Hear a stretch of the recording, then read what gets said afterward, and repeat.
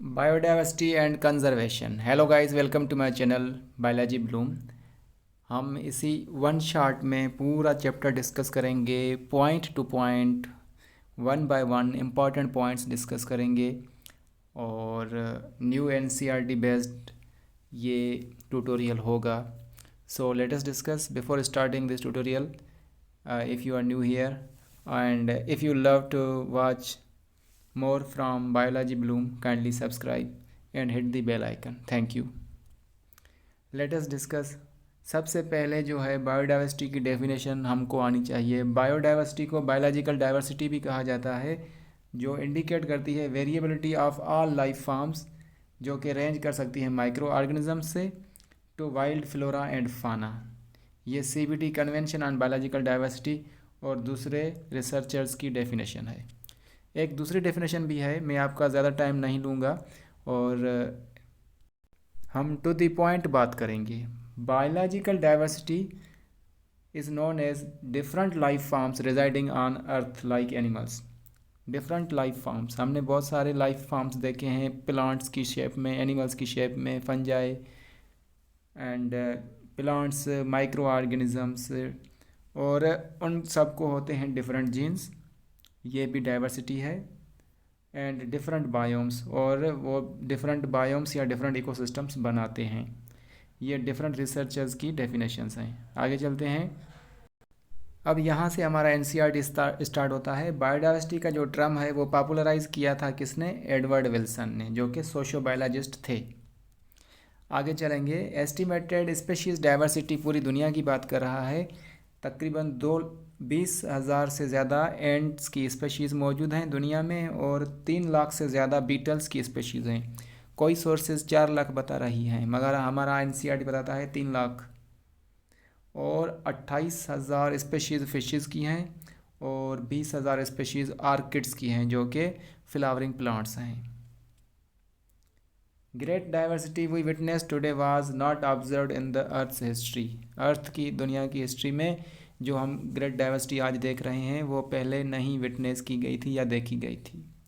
Diversity exist at all levels of biological organization ranging from macromolecules to biomes.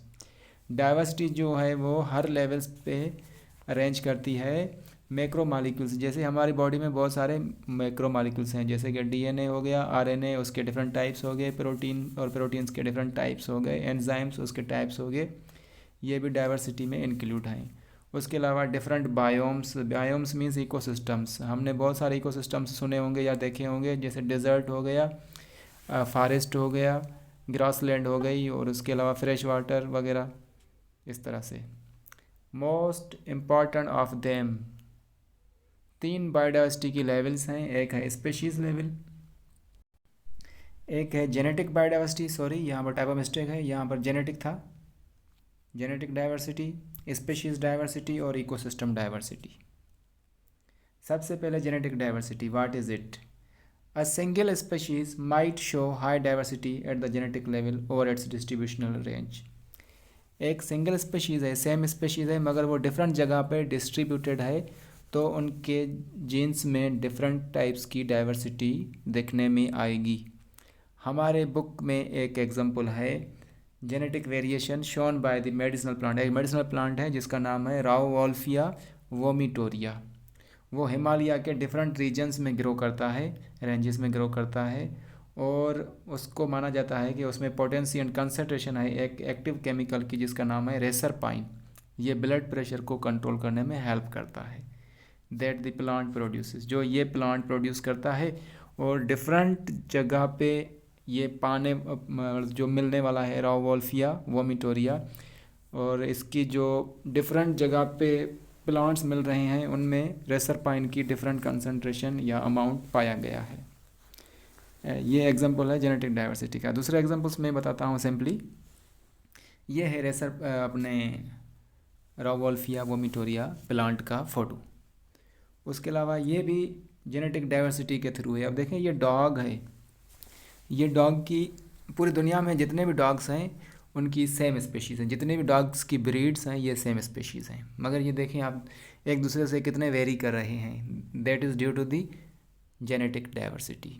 दूसरा example है पूरी दुनिया में कितने हम लोग हैं, ठीक है, कोई गोरे हैं, कोई काले हैं, कोई किस तरह से हैं, ठीक है। अब हम क्या हैं, ह्यूमन बीइंग सिंगल स्पेशीज़ हैं पूरी दुनिया में, मगर हम देखें कि हमारा चेहरा एक दूसरे से नहीं मिलता, भले हम सगे भाई बहन हों। It also counts the genetic diversity, genes के थ्रू डाइवर्सिटी। अब दूसरा एग्जांपल है जेनेटिक डाइवर्सिटी का, हमारी जो इंडिया है उसमें more than 50,000 genetically different strains of rice हैं।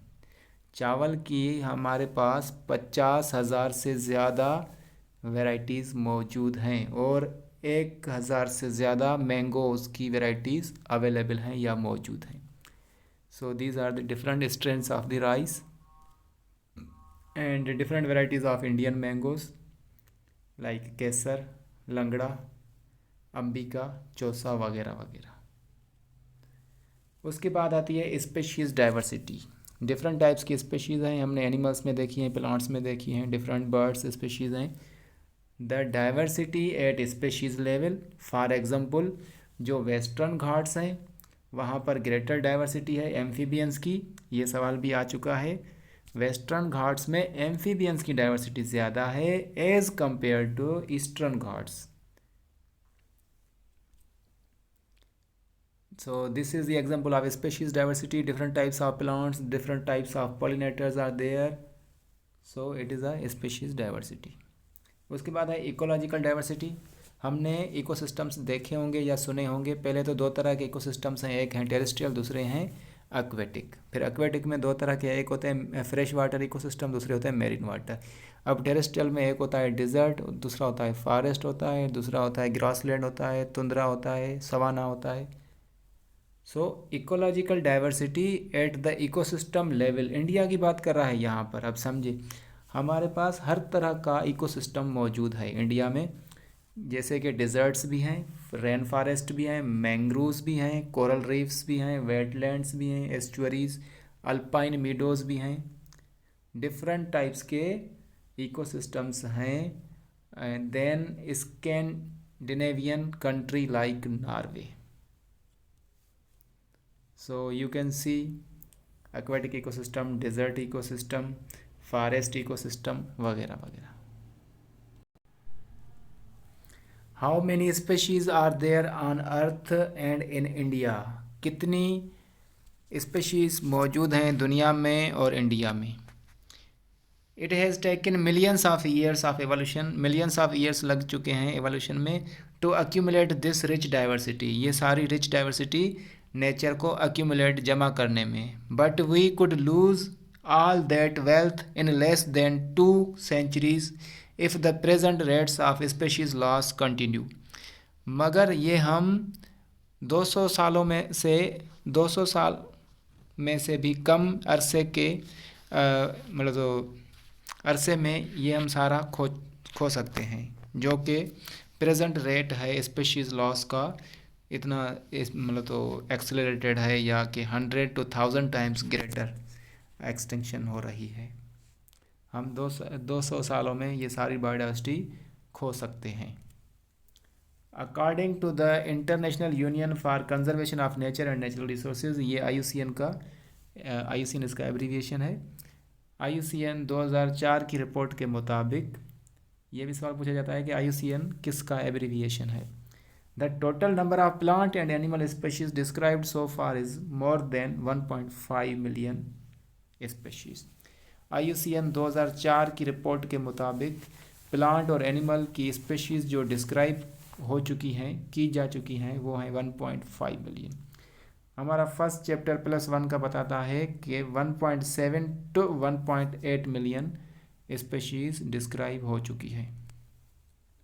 रॉबर्ट में एस्टिमेट करते हैं, अंदाज़ा लगाते हैं कि अबाउट 7 मिलियन स्पेशीज़ मौजूद हैं धरती पे, और जिसमें से सिर्फ और सिर्फ 22% डिस्कवर हो चुकी हैं टिल टुडे, आज तक।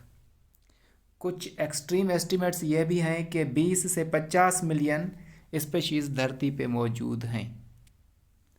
Species inventories are more complete in temperate than in tropical countries. Temperate countries में ज़्यादा स्पेशीज़ इन्वेंटरीज या डिस्कवरीज हो चुकी हैं as compare to tropical countries. considering that an overwhelmingly large proportion of the species waiting to be discovered are in the tropics. इतना बड़ा large proportion या इतनी बड़ी संख्या है स्पेशीज़ की जो वेट कर रही हैं हमारा ट्रॉपिक्स में to be discovered. More than 70% organisms are animals. जो स्पेशीज़ डिस्कवर हो चुकी हैं उसमें 70% से ज़्यादा जो ऑर्गेनिजम्स डिस्कवर हुए हैं वो एनिमल्स हैं. प्लांट्स और फंजाई बनाते हैं 22%. 70% जो एनिमल्स हैं पूरे ऑर्गेनिजम्स में, उनमें से फिर 70% इंसेक्ट्स हैं. मतलब हर 10 एनिमल्स में 7 जो हैं इंसेक्ट्स होंगे. The number of fungi species in the world is more than the combined of the species of fishes, amphibians, reptiles and mammals. पूरी दुनिया में जो फंजाई की स्पेशीज़ हैं वो फिशेस, एम्फीबियंस, रेप्टाइल्स और मैमल्स को मिलाकर उनसे भी ज़्यादा हैं. अब इनवर्टिब्रेट्स की बात करेंगे. इंसेक्ट्स ज़्यादा हैं, उसके बाद अदर एनिमल ग्रुप्स हैं, उसके बाद मोलस्कस हैं और देन क्रस्टेशियंस हैं जो आर्थ्रोपोडा का क्लास है. अगर वर्टिब्रेट्स की बात करें सबसे ज़्यादा फिशेस की स्पेशीज़ हैं, देन बर्ड्स हैं, उसके बाद रेप्टाइल्स हैं, एम्फीबियंस, देन मैमल्स. प्लांट्स की अगर बात करें तो सबसे ज़्यादा एंजियोस्पर्म्स पाए जाते हैं, उसके बाद फंजाई है, देन अल्जी और मॉसेस, फर्न्स एंड लाइकेंस. इसकी सीक्वेंस पूछी जाती है कि कौन ज़्यादा है कौन कम है, या असेंडिंग टू डिसेंडिंग ऑर्डर पूछा जाता है. It should be noted that these estimates don't give any figure of prokaryotes. हमने इसी बायोडाइवर्सिटी में प्रोकैरियोट्स को इंक्लूड ही नहीं किया. उनकी तो बहुत ज़्यादा स्पेशीज़ होंगी और उनको डिस्कवर करना या डिस्कस करना थोड़ा मुश्किल होता है. Although India has only 2.4% of the world's land area. पूरी दुनिया का जो एरिया है लैंड का उसमें से इंडिया को मिला है सिर्फ 2.4%.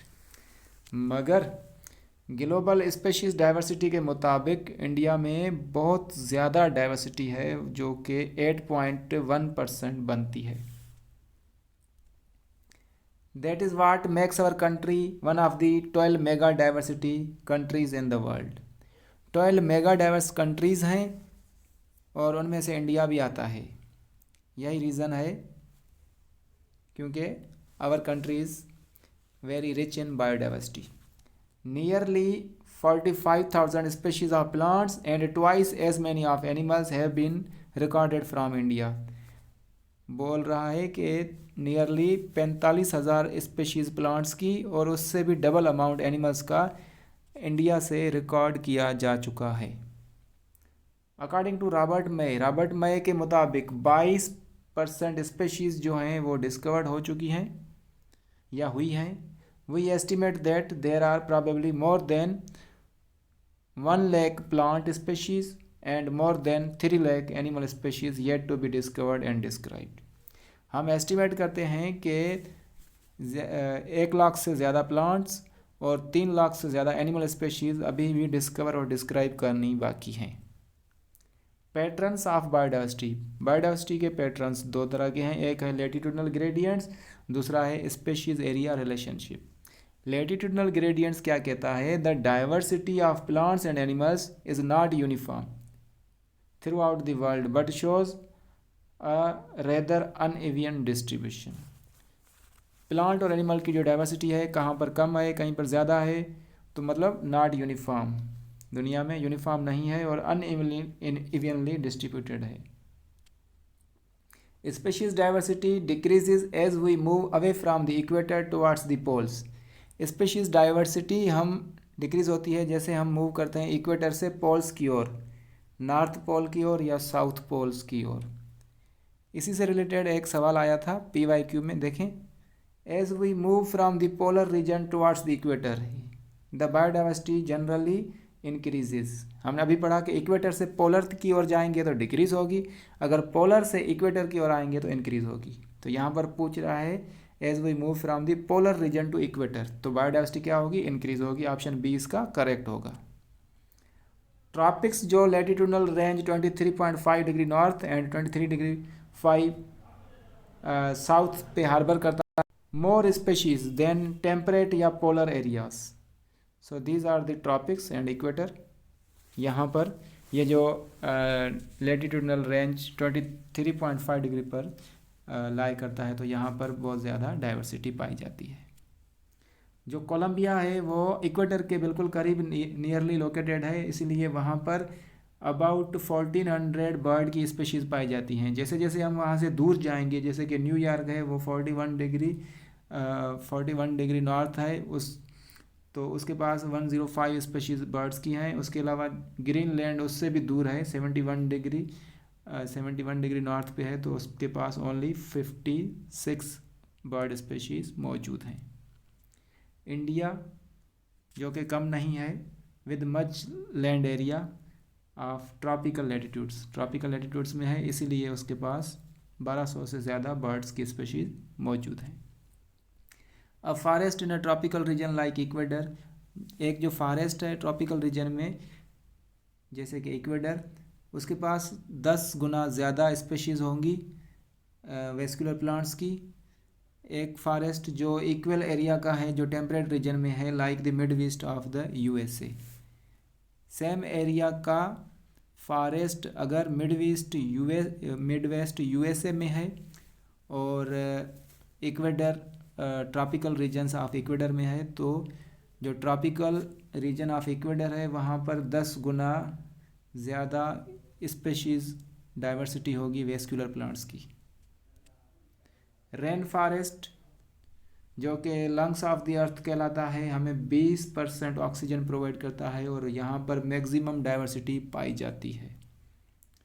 Largely tropical Amazonian rain forest जो है साउथ अमेरिका में है, उस वहाँ पर बहुत ज़्यादा बायोडाइवर्सिटी पाई जाती है पूरी दुनिया में। और ये जो है घर है किसका, 40,000 प्लांट स्पीशीज़ का, 30,000 फिश स्पीशीज़ का, 3,000 fish species, 1300 birds species, 427 mammals, 427 amphibians, 378 reptiles and more than 1,25,000 invertebrates.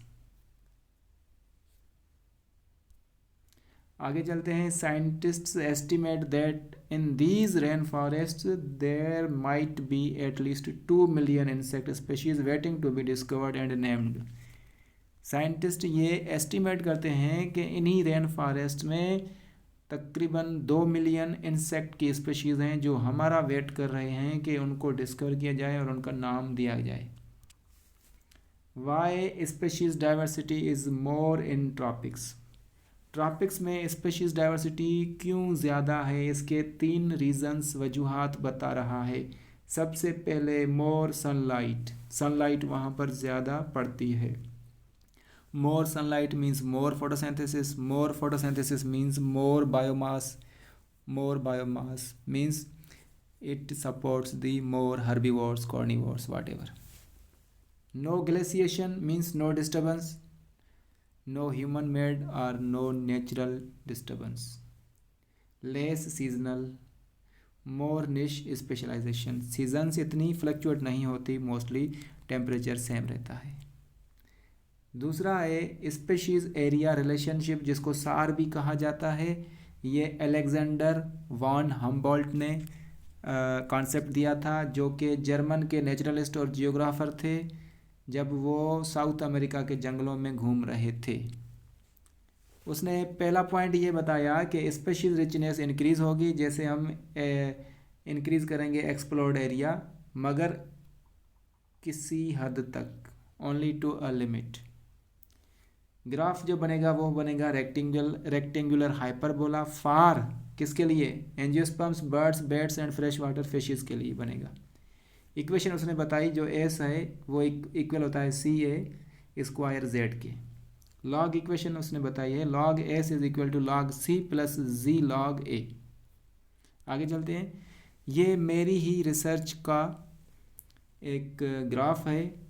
जैसे जैसे मैंने स्पीशीज़ को या उसी एरिया को एक्सप्लोर करना स्टार्ट किया था, तो मुझे बहुत सारी स्पीशीज़ मिल रही थी, न्यू स्पीशीज़। जैसे जैसे मैं एक्सप्लोर करता रहा मोर एरिया, फिर एक वक्त ऐसा आया कि मैं चाहे वो एरिया जितना भी एक्सप्लोर करूं तो मुझे वो सेम स्पेशीज़ मिल रही थी या डिफरेंट स्पेशीज़ नहीं मिल रही थी।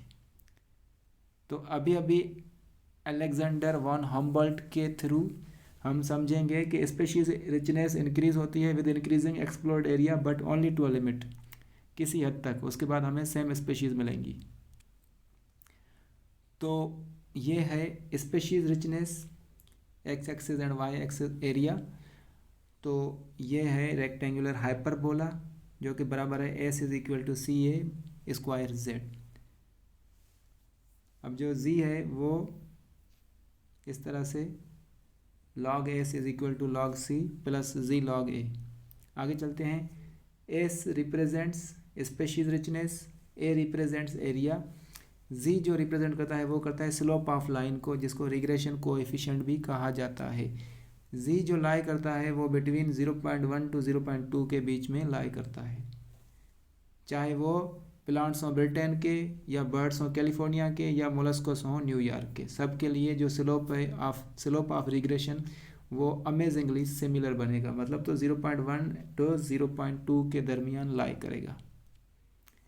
But if an entire continent is considered, मगर अगर हम एक पूरा कॉन्टिनेंट कंसीडर करें तो z की जो लाइन होगी या जो z लाई करेगा वो 0.6 टू 1.2 तक जा सकता है। उसका एग्जांपल देते हुए फ्रूगिवोरस बर्ड्स जो कि फ्रूट ईटिंग बर्ड्स होते हैं और मैमल्स को, अगर हम ट्रॉपिकल फॉरेस्ट के मैमल्स को हम स्टडी करेंगे या असेस करेंगे उनकी बायोडाइवर्सिटी या स्पेशीज़ रिचनेस को, तो उनका जो z का वैल्यू है वो 1.15 तक या 1.15 तक जा सकता है, ये बताया था। ओके, स्टीपर स्लोप, ये देखें स्लोप अगर स्टीपर है it means number of species found are increasing then the area explored. जैसे जैसे हम मतलब तो हमने इतना एरिया एक्सप्लोर नहीं किया मगर हमें स्पेशीज ज़्यादा मिल रही हैं, तो वो बनाएगी स्टीपर स्लोप को। आगे चलेंगे। Importance of species diversity to the ecosystem. Ecosystems को इकोसिस्टम का बैलेंस बरकरार रखने के लिए स्पेशीज़ की डाइवर्सिटी की क्या इम्पोर्टेंस है, आइए जानते हैं। Communities having more diversity are more stable. एक कम्युनिटी में जितनी ज़्यादा डाइवर्सिटी होगी उतनी ज़्यादा स्टेबल होगी। अब स्टेबिलिटी किसको बोलते हैं? Year to year productivity shows less difference. Year to year जो प्रोडक्टिविटी है वो इतना ख़ास डिफरेंस शो ना करे।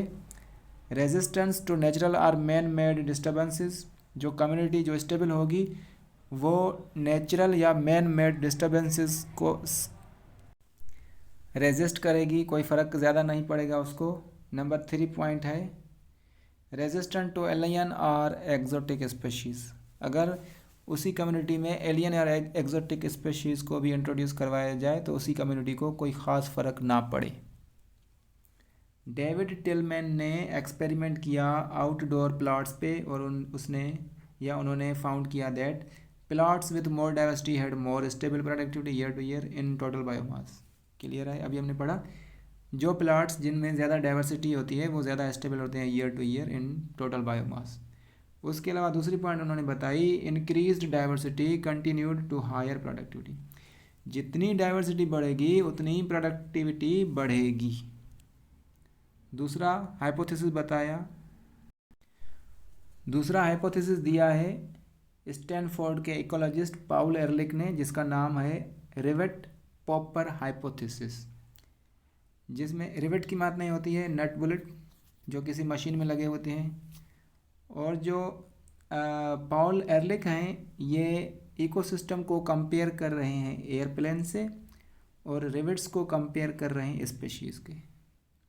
अब हमें पता है जो एयरप्लेन है एक मशीन है, उसमें बहुत सारे नट बुलेट्स लगे हुए होंगे और वो सभी उसके लिए इम्पॉर्टेंट हैं। जिस तरह से एक इकोसिस्टम के लिए उसकी स्पेशीज़ इम्पॉर्टेंट होती हैं। आगे चलते हैं। Rivets on the wings of airplane they are key species that drive major ecosystem functions. Key species को की स्टोन स्पेशीज़ भी कहा जाता है। अब जो रिवेट्स हैं जो नट बुलेट्स लगे हुए हैं एयरप्लेन के विंग्स पे वो ज़्यादा इम्पॉर्टेंट हैं। वो क्या हैं? जैसे कि एक इकोसिस्टम में की स्पेशीज़ होती है। की स्पेशीज़ जैसे कि एक इकोसिस्टम है फॉरेस्ट का, उसमें अगर वॉल्फ की स्पेशीज़ है, वो वॉल्फ इज़ अ कार्निवोर, और ये क्या करेगा, ये जो हर्बीवोर्स हैं उनकी संख्या को कंट्रोल में रखेगा, उनको ईट करेगा, और अगर हर्बीवोर्स बढ़ गए तो वो प्लांट्स को नुकसान दे सकते हैं। डिफरेंट एग्जांपल्स हैं, तो ये एक था एग्जांपल। आगे चलते हैं। इसने 4 पॉइंट्स बताई रिवेट पॉपर हाइपोथेसिस में कि if each passenger takes home a rivet, अगर हर पैसेंजर एक रिवेट अपने घर ले जाए, मतलब सम स्पेशीज़ गेट एक्सटिंक्ट, कुछ स्पेशीज़ उसी इकोसिस्टम की ख़त्म हो जाएं, मर जाएं, तो क्या होगा। सेकंड पॉइंट बताया कि it may not affect flight safety, ecosystem still functions normally. कुछ स्पेशीज़ जो अनइम्पॉर्टेंट हैं, इम्पॉर्टेंट तो सारी हैं मगर इतनी ज़्यादा इम्पॉर्टेंट नहीं हैं, वो ख़त्म हो रही हैं, तो इकोसिस्टम को इतना नुकसान नहीं पहुंचेगा। ये बता रहा है कि अगर जहाज़ है उसके अंदर वाले एक दो नट बुलेट जो हैं पैसेंजर्स घर लेके जाते हैं, तो जहाज़ को फ़िलहाल स्टार्टिंग में इतना ख़तरा महसूस नहीं होगा, नुकसान नहीं होगा। मगर but as more rivets are removed, अगर ज़्यादा से ज़्यादा रिवेट्स जो हैं वो निकाले जाएं, प्लेन जो है वो वीक होता जाएगा, कमज़ोर होता जाएगा। इकोसिस्टम बिकम्स अनस्टेबल, जितनी ज़्यादा स्पेशीज़ लॉस होंगी, एक्सटिंक्ट होंगी इकोसिस्टम से, तो इकोसिस्टम क्या होगा, अनस्टेबल हो जाएगा। Number 4 point, loss of important rivets pose more threat to flight safety. जो इम्पॉर्टेंट रिवेट्स हैं, जैसे कि हमने अभी पढ़ा, जो विंग्स में रिवेट लगे हुए हैं वो ज़्यादा इम्पॉर्टेंट हैं, अगर वो रिवेट्स निकाले जाएं तो फ़्लाइट की सेफ्टी को ख़तरा हो सकता है। इसी तरह से जैसे कि स्पेशीज़ अगर थ्रेटेंड में आ गई है या एक्सटिंक्ट हो रही है, तो इकोसिस्टम डिसबैलेंस होगा, उसको ख़तरा हो जाएगा।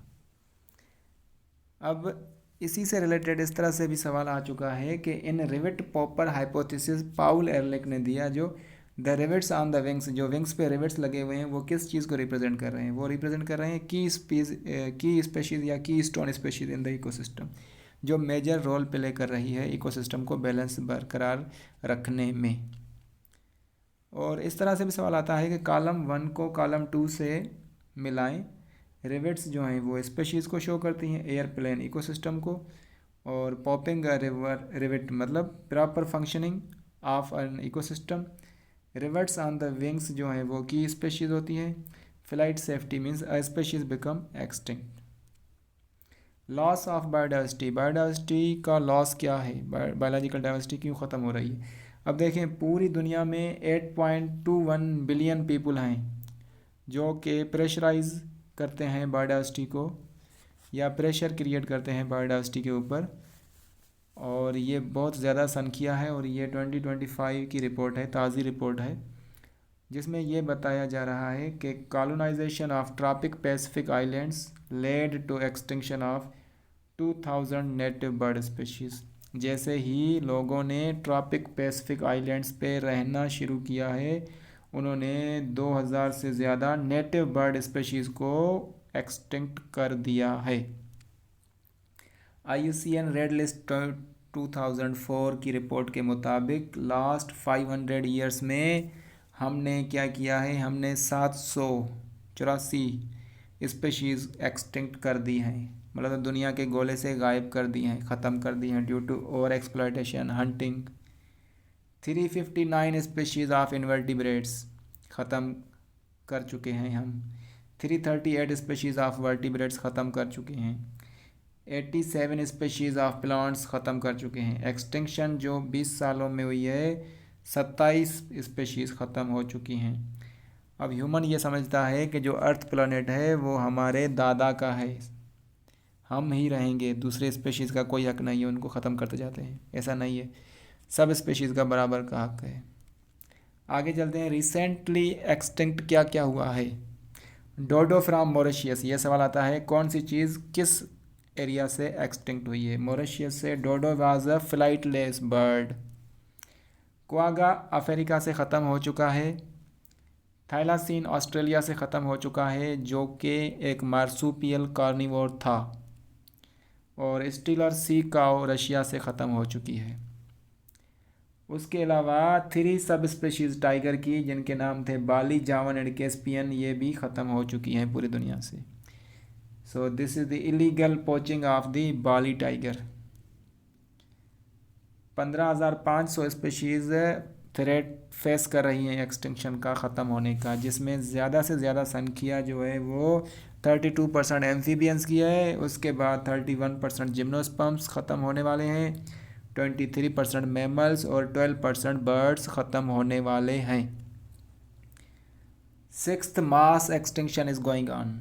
छठा मास एक्सटिंक्शन हो रहा है जो कि 100 से 1000 गुना तेज़ है देन प्रीवियस एक्सटिंक्शंस जो पहले हुए थे। 50% ऑल स्पेशीज़, जितनी भी स्पेशीज़ हैं उनका 50% ख़त्म हो जाएगा अगले 100 सालों में। Causes of biodiversity loss, biodiversity loss के रीज़न्स और काजेज़ क्या हैं? सबसे and major threat important loss वो है habitat loss and fragmentation. Habitat loss and fragmentation is a major threat to the biodiversity. उसके बाद है ओवर एक्सप्लॉयटेशन, ज़्यादा से ज़्यादा उसका यूज़ करना, देन एलियन स्पेशीज़, देन को एक्सटिंक्शन।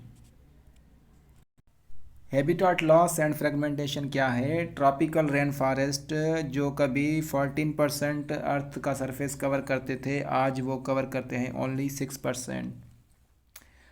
अमेज़ॉन रेन फॉरेस्ट जिसको लंग्स ऑफ द अर्थ कहते हैं, उनको हमने इतना डिफॉरेस्ट किया है कि वो काफ़ी कम हो चुका है। उसके अलावा मैमल्स एंड बर्ड्स जो हैं वो लार्ज टेरिटरीज़ रिक्वायर करते हैं, और अगर हम टेरिटरीज़ या उनको हैबिटाट्स प्रोवाइड नहीं करेंगे तो वो वल्नरेबल हो जाएंगे, मर जाएंगे, एक्सटिंक्ट हो जाएंगे।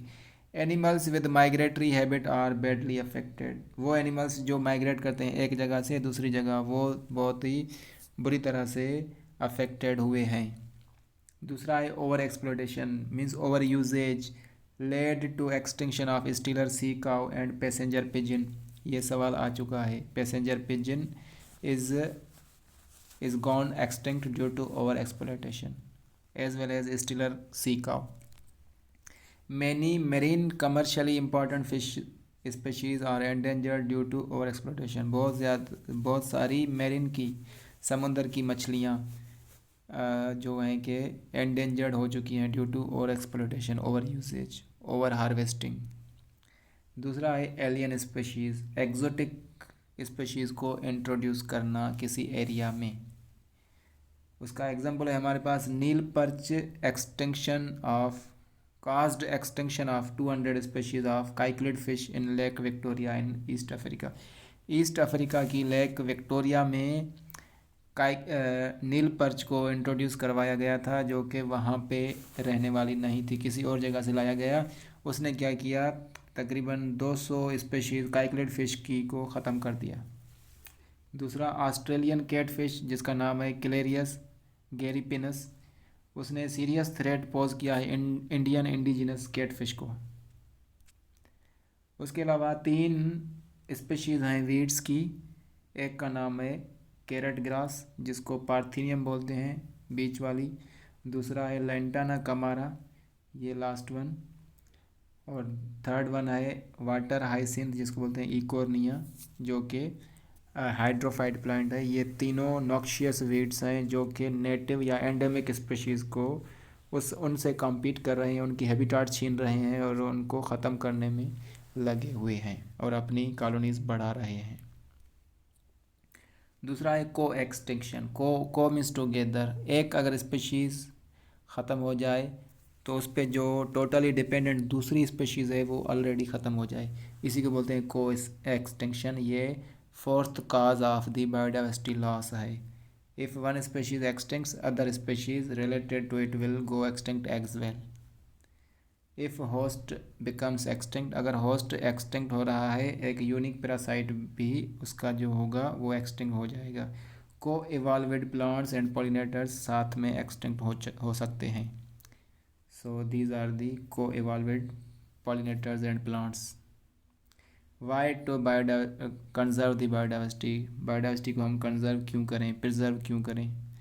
दो रीजंस हैं, एक है नैरोली यूटिलिटेरियन आर्ग्यूमेंट।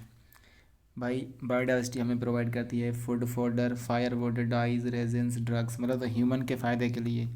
25% जो ड्रग्स हैं वो हमारी नेचर से आती हैं, और 25,000 से ज़्यादा प्लांट स्पेशीज़ जो हैं प्रोवाइड करती हैं valuable traditional medicines. Broadly utilitarian argument, अगर हम सेल्फिश हो के ना सोचें तो बायोडाइवर्सिटी हमें प्रोवाइड करती है इकोसिस्टम सर्विसेज। इकोसिस्टम सर्विसेज चार तरह की होती हैं, एक होती है कल्चरल, दूसरी होती है प्रोविजनल, तीसरी होती है रेगुलेटिंग, चौथी होती है सपोर्टिंग। जिसमें बायोडाइवर्सिटी हमें फूड तो प्रोवाइड करती है, रॉ मटेरियल प्रोवाइड करती है, मेडिसिनल प्लांट्स प्रोड्यूस करती है, फ्रेश वाटर प्रोड्यूस करती है, एयर क्वालिटी को बेटर करती है, क्लाइमेट को रेगुलेट करती है, वाटर को रेगुलेट करती है, उसके अलावा पॉलिनेशन की सर्विस है, सॉइल फार्मेशन है, और हमारे एस्थेटिक वैल्यूज़ हैं जिसमें स्पिरिचुअल एंड रिलीजियस वैल्यूज़ होते हैं, रिक्रिएशन होती है, मेंटल एंड फिज़िकल हेल्थ होती है। अगर हम डिफरेंट स्पेशीज़ को देखेंगे, डाइवर्सिटी को देखेंगे, हमारा दिल खुश होगा, जैसे हम पार्क्स में जाते हैं, गार्डन में जाते हैं, इसी तरह से। तो ये है ब्रॉडली यूटिलिटेरियन वैल्यूज़।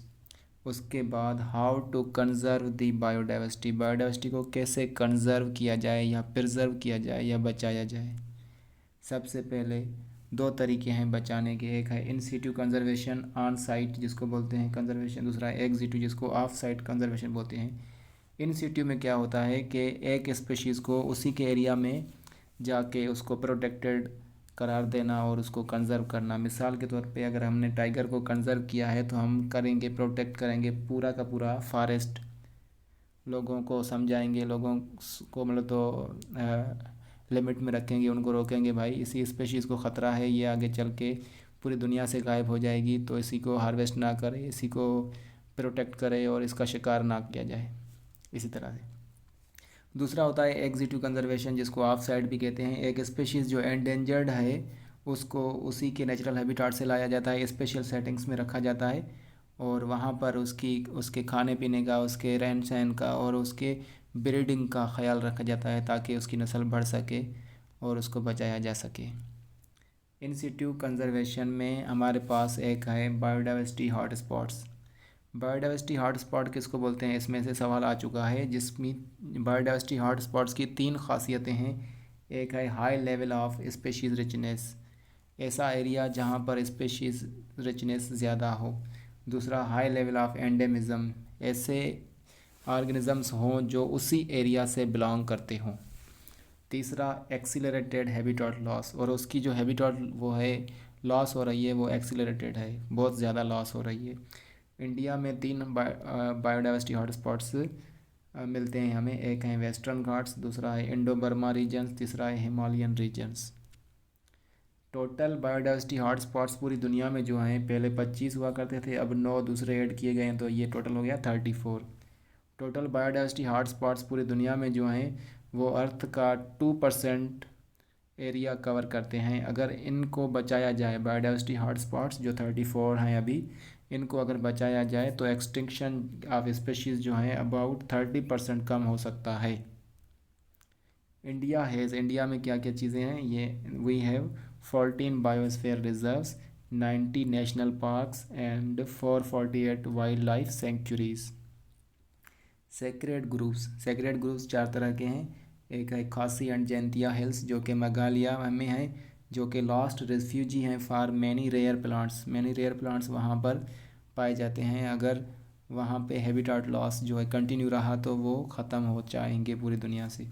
वो दूसरा है अरावली हिल्स जो कि राजस्थान में है, देन वेस्टर्न घाट्स हैं जो कि कर्नाटका महाराष्ट्र में हैं, देन चौथा है सरगुजा, चंदा एंड बस्तर एरियाज़ जो कि मध्य प्रदेश में पाए जाते हैं। Ex situ conservation, off site conservation, zoological park या जू बनाते हैं जिसमें डिफरेंट एनिमल्स को रखा जाता है, उनको प्रोटेक्ट किया जाता है, उनको खाने पीने का, रहने का ख्याल रखा जाता है, उनकी ब्रीडिंग का ख्याल रखा जाता है ताकि उनकी नस्ल बढ़ सके। दूसरे बॉटनिकल गार्डन्स, जो एंडेंजर्ड और वेरी इंपॉर्टेंट स्पीशीज़ होती हैं प्लांट्स की, उनको वहाँ पर लगाया जाता है, उगाया जाता है और उनकी देखभाल की जाती है और उनकी ग्रोथ को सपोर्ट मिलती है। दूसरा है वाइल्ड लाइफ सफारी पार्क्स, ये बेसिकली एग्जिटिव कंजर्वेशन है। लोग इसमें कंफ्यूज होते हैं और इसमें सवाल पहले से पूछा गया है कि जो वाइल्ड लाइफ सफारी पार्क्स हैं वो एग्जीक्यूटिव कंजर्वेशन में आता है या एनसीटी में। सो एग्जीक्यूटिव में आता है कैसे कि वाइल्ड लाइफ सफारी पार्क्स ये मैन मेड पार्क्स होते हैं जिसमें एनिमल स्पीशीज़ जैसे कि टाइगर लायन रखा जाता है और उसकी देखभाल की जाती है और उनका ख्याल रखा जाता है और उनकी ब्रीडिंग का ख्याल रखा जाता है। उसके अलावा एडवांस टेक्निक्स हैं एग्जीक्यूटिव कंजर्वेशन में आती हैं। एक है गैमीट प्रिजर्वेशन, गैमीट्स को प्रिजर्व किया जाता है एंडेंजर्ड स्पीशीज़ की with the help of cryopreservation. दूसरा होता है in vitro fertilization, outside the body fertilization की जाती है एंडेंजर्ड स्पीशीज़ की संख्या को बढ़ाने के लिए। दूसरा होता है tissue culture of plants, plants के टिश्यू कल्चर जो नायाब प्लांट्स होते हैं या एंडेंजर्ड होते हैं उनके। दूसरा होता है सीड बैंक्स। 2 समिट्स हुई हैं बायोडाइवर्सिटी को कंजर्व करने के लिए एंड दिस इज़ दी 1992। सबसे पहले जो हुई है वो है अर्थ समिट 1992 में हुई थी जो कि रियो डे जेनेरो ब्राज़ील में हुई थी, जिसमें सब नेशंस आए, उन्होंने मेजर लिया टू कंजर्व द बायोडाइवर्सिटी। उसके बाद 10 साल बाद एक हुई है वर्ल्ड समिट जो कि जोहान्सबर्ग साउथ अफ्रीका में हुई थी, जिसमें 190 कंट्रीज़ ने प्लेज किया था और कमिटमेंट किया था कि हम बायोडाइवर्सिटी लॉस के रेट को रिड्यूस करेंगे बाय 2010 तक, जो कि नहीं हो सका है। Thank you, good luck, all the best.